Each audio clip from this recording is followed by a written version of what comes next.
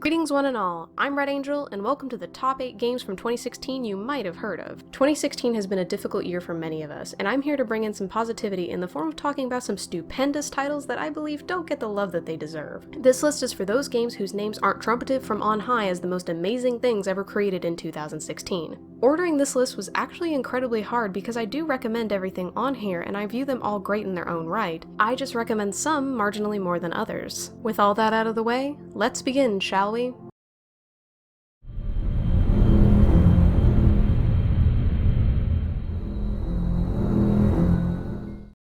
Anatomy is one of those games that are only straightforward in its vagueness because while there is a story, it leaves far more up to the player's interpretation. It takes place in a house where you have to listen to some audio tapes and wander about the house while it gets progressively stranger and stranger. It uses the glitch style to make it seem like the house is collapsing in on itself to the point of actually crashing the desktop. Anatomy relies on auditory horror just as much, if not more so, than visual horror, which for someone like me who has sensitive hearing makes it unnerving. It's not a traditional title in the slightest. In fact, it's part of a genre called alt games that goes directly against traditional game-making rules in order to tell a story without those limitations. You may find yourself wondering what in the world just happened hours after playing it, which to me more than qualifies Anatomy to be on this list.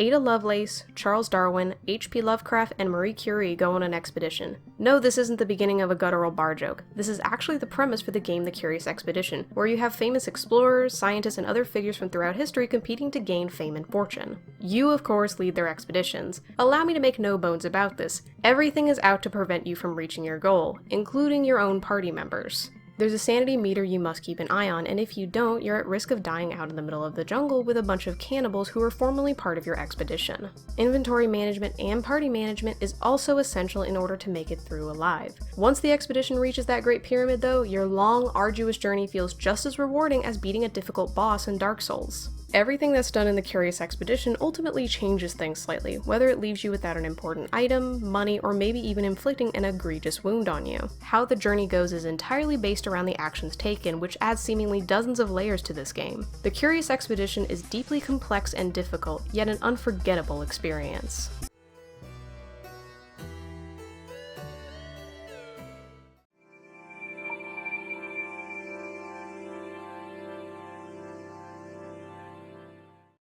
What an intriguing title Hero is, one that immediately caught my attention when I was browsing Steam. It's an ambient exploration game with some puzzle mechanics that has you scouring the world for missing artifacts of the realms that have long been forgotten. If you can jump, climb, swim, or walk there, then you can search the area, leaving no stone unturned. Add in the magical music by John Tabarez and Ben Harvey, and you may find yourself with an existential journey to unearth all of the mysteries. The artwork is rather cute, and while judging by all the skeletons, you can see that this world used to have some colossal creatures lurking about. Now you're just in a serene environment just jumping up and down in their rib cages. Imagine getting lost, and yet, instead of feeling like you need to get back, you find yourself wanting to learn more about this place you found yourself in. It invokes a real sense of discovery. It's not meant to be a game that you completely devote yourself to, but one that allows you to put aside all your worries of the world and just journey across the expansive land of Hero.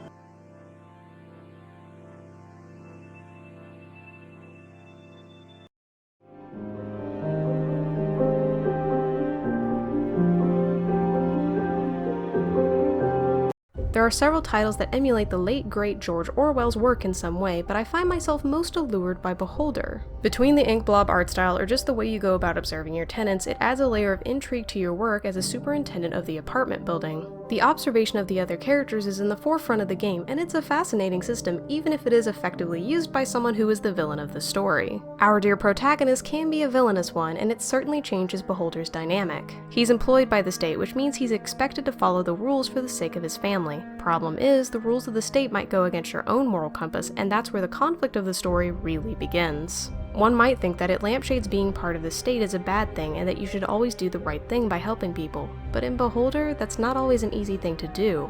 The choices are not black and white, but multi-layered decisions that change the very fabric of your experience down the road. Beholder is a sobering reminder of what a grand-scale Orwellian world actually is, and reminds the player for every choice you make, there will be consequences.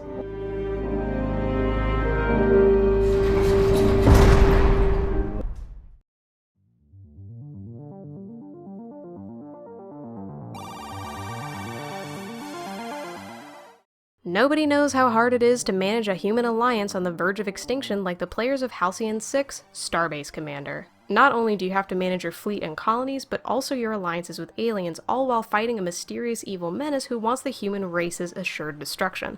No pressure, right? It's all about creating and then managing a system for resource gathering, battles, exploration, and questing. There's plenty to do, and you'd be hard-pressed to find a dull moment that can't be used for something. The battles are turn-based, which gives you a chance to carefully plan out the next move with your hand-picked captains. Then, you can level them up once they gain enough experience, which you can only get from battles, quests, or various jobs around the base. There's a risk-reward system where the bigger the risk, the greater the reward, and you'll find yourself taking more dangerous missions as time goes on. Halcyon 6 Starbase Commander can be difficult, but nobody said that running a starbase was going to be easy, even if it is just a game.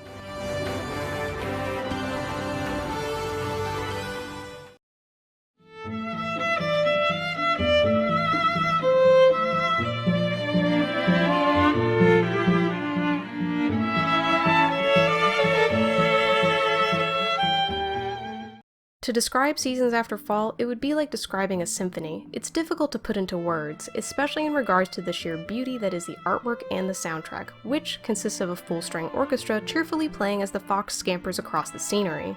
It is reminiscent of the pure wonder one might feel while watching the Disney film Fantasia the first time, except you get to control what's happening on the screen. The seasons are controlled by the fox, so you get to see the 4 seasons of winter, summer, spring, and fall in their entire splendor in this natural grove. With this power, you use it to platform using the environment itself to get to where you need to go. There are even small environmental puzzles that make you rely on these abilities in order to move the plot along. The fox, or more so the creature possessing the fox, is the protagonist, and the entire game is narrated to let you know what's going on. Even with that though, there's actually an expressive nature to the tiny fox that lets you know what's going through its mind. Tail wags, ear twitches, and even small barks can make it seem as though it's talking, not anthropomorphizing it, but giving the player a chance to understand what it's feeling. Seasons After Fall is a beautifully composed platformer that after being in development for 9 years, we can declare it an overwhelming success.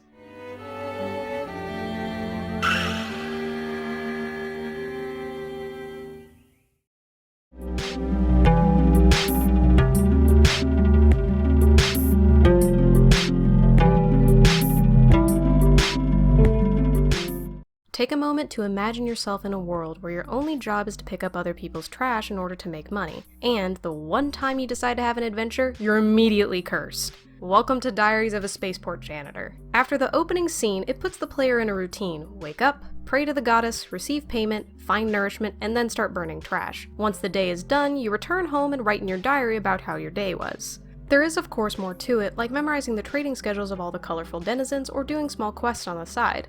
It's a strange title that relies on the fact that you, much like the janitor, want to see this through till the end. You aim to escape from the mundane life into something grand, but it consistently puts you 1 step forward and 2 steps back. Sometimes you'll be robbed by the corrupt government, or all the prices in the market will go up. Diaries of a Spaceport Janitor forces the player to look at their life as this janitor, and by the end of it, they might ask, am I just another cog in the machine? To be able to deftly portray that in a video game makes Diaries of a Spaceport Janitor one of the more provocative titles I've played in a long time.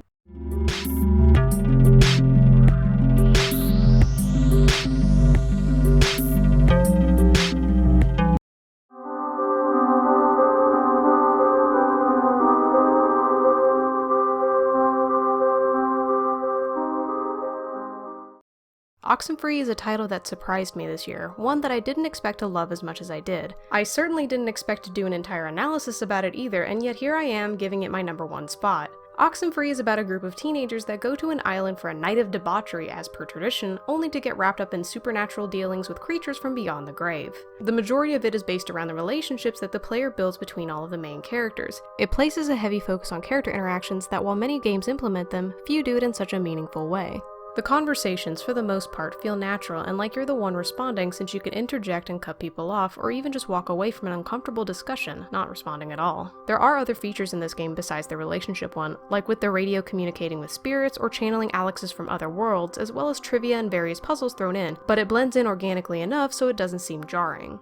Each character, no matter what your opinion may be of them, ends up having a nice character arc that allows you to learn about them, who they are, and if what you're doing affects them in any way. Even the antagonistic force, the submarine ghosts who are trying to send your soul straight to the void, you can relate to in some way. They're written in such a way that you can understand their plight and empathize with them, speaking volumes of the writing overall. There's a fair amount that can be read in between the lines in Oxenfree, and the experience isn't over once you beat it. You can play multiple times with varying results, which changes the story with some continuity being remembered by the characters. Oxenfree is an amazing game, and if it was good enough for me to make an entire academic video about it, then it's good enough to be in my #1 spot.